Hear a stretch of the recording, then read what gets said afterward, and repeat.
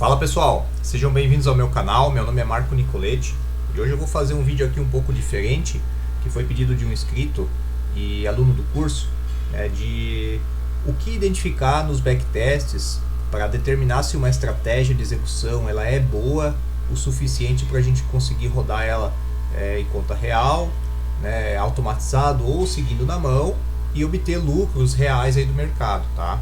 Então eu vou fazer um vídeo explicando um pouco sobre isso. E antes de fazer o vídeo, eu gostaria de estar agradecendo aí todo mundo que tem deixado o like nos vídeos, se inscrito no canal. Vocês têm feito o canal crescer bastante, eu agradeço demais.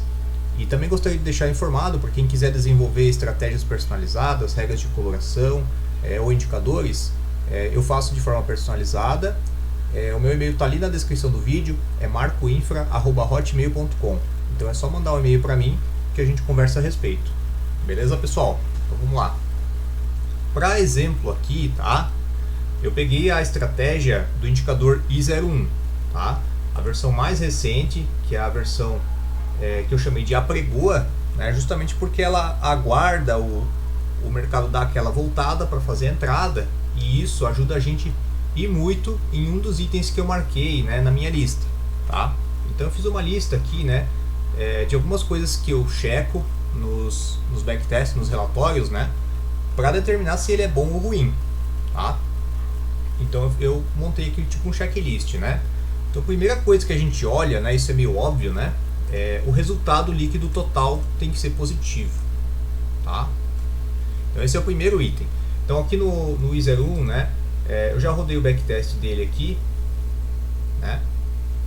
e ele está me mostrando aqui, um resultado líquido total, nesse período que eu coloquei aqui, ele está mostrando um resultado líquido total positivo, tá? Então isso para mim, já é a primeira coisa que eu preciso olhar, antes de eu falar mais aqui sobre o relatório, eu queria só deixar uma dica, Agora até a Nelogica, ela criou aqui uma exclamaçãozinha, que às vezes o que acontece, eu estou puxando aqui dados desde 2022, 1º de janeiro, mas se eu tentar puxar, por exemplo, de 2021, o que ele me bota aqui, uma exclamaçãozinha, tá vendo? Atenção, o período filtrado não está contido na base de dados disponíveis. O que isso quer dizer? Quer dizer que se eu rodar esse relatório aqui, ele não está puxando dados desde janeiro de 2021. Ele tem um determinado mês ali que ele começa a existir dados, mas não são todos. Então, não existe dado em fevereiro, não existe dado em março, não existe dado em abril. Então por isso que eu estou rodando esse relatório desde o ano de 2022, porque se eu rodar de antes, ele não tem dados, não tem gráfico para puxar as informações, então meu relatório não fica certo, tá? Então isso aqui é um item também importante, verificar se existe realmente gráficos daquele período, e daquele ativo que você quer testar, para determinar se o backtest vai ser bom, E aí eu já adianto uma coisa, que também é importante a gente pegar dados aí de um período relativamente grande, que nem aqui estão pegando 7 meses, quase 8 meses, de dados para determinar um backtest, E é importante que durante esse período, o relatório seja consistente, tá? Então vamos lá. Primeiro ponto do checklist que eu marquei aqui, resultado líquido total positivo. Então nós temos aqui um resultado líquido total positivo, então a gente pode seguir adiante, para verificar as outras coisas.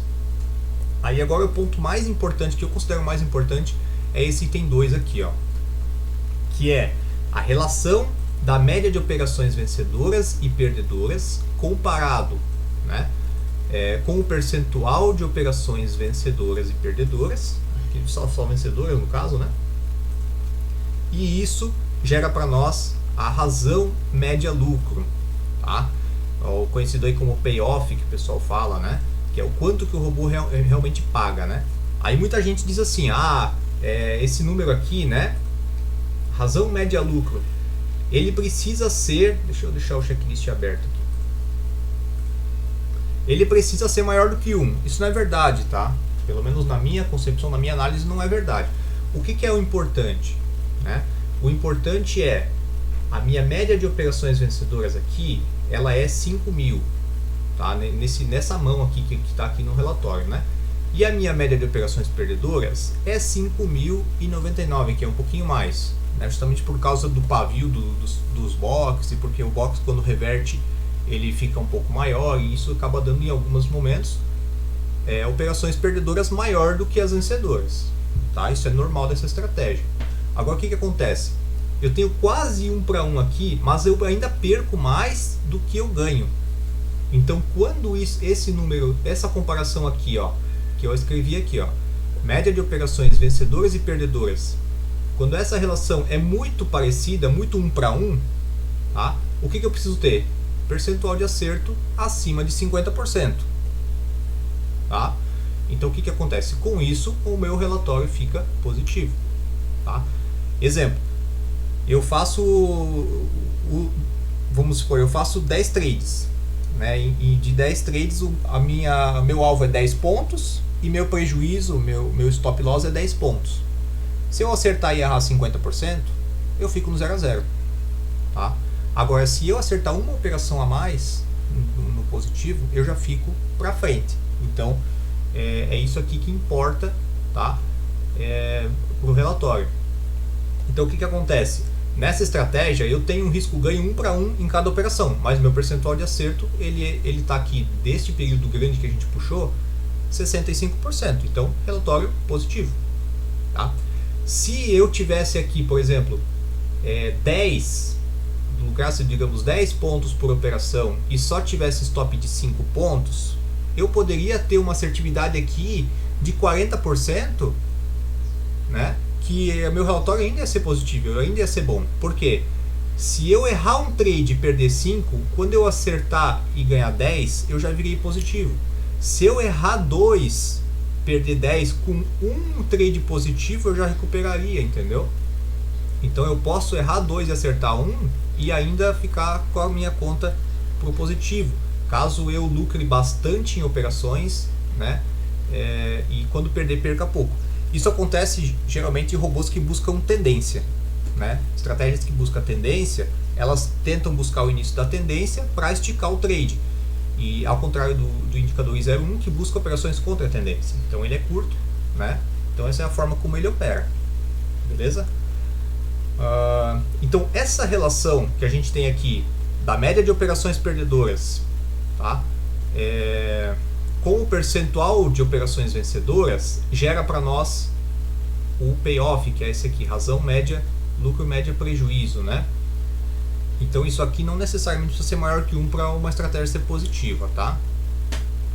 Beleza? Então esse é o ponto que eu considero que é mais importante de todos, beleza? Terceiro item aqui, né, seria o fator lucro líquido versus bruto. O que eu quis dizer com isso aqui, né? Aqui a gente tem um item chamado fator de lucro, né, que está aqui como 1,80.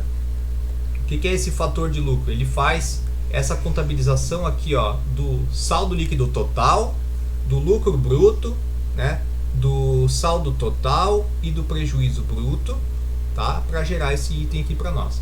Mas o que eu observo aqui basicamente, né? A parte boa aqui, né? Digamos, né? Essa parte boa aqui, lucro bruto barra lucro total.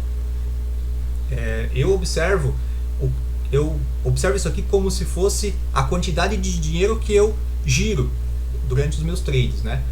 Então veja que do que eu estou fazendo aqui de operações, né, eu cheguei a girar 2 milhões aqui nesse relatório, né, 2 milhões para obter um lucro aí de um pouquinho menos de 1 milhão. Então eu ainda tenho um pouco menos da metade do que eu girei, eu tirei de lucro. Tá? Então eu fiquei ganhando e devolvendo para o mercado, né, 2 milhões para chegar a um prejuízo de próximo de 1. Tá? Então eu considero isso aqui como um item importante para a gente ver se não está operando demais.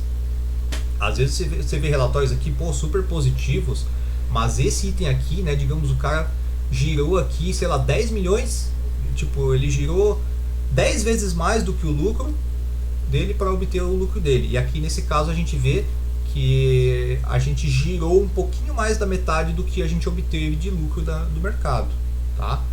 Então esse aqui é um item que eu observo também, tá? Para esse vídeo não ficar muito longo, eu vou fazer um vídeo parte 2, onde eu vou falar aqui do item 4 em diante, tá? E eu gostaria que deixassem o like no vídeo aí, se possível, tá? Se inscrevam no canal e acompanhem que eu vou fazer um vídeo parte 2, tá? E só lembrando, então, se alguém quiser desenvolver estratégias personalizadas, regras de coloração, indicadores, o meu contato está ali na descrição do vídeo, é só mandar um e-mail para mim que a gente conversa. Beleza, pessoal? Valeu, obrigado, até a próxima parte do vídeo.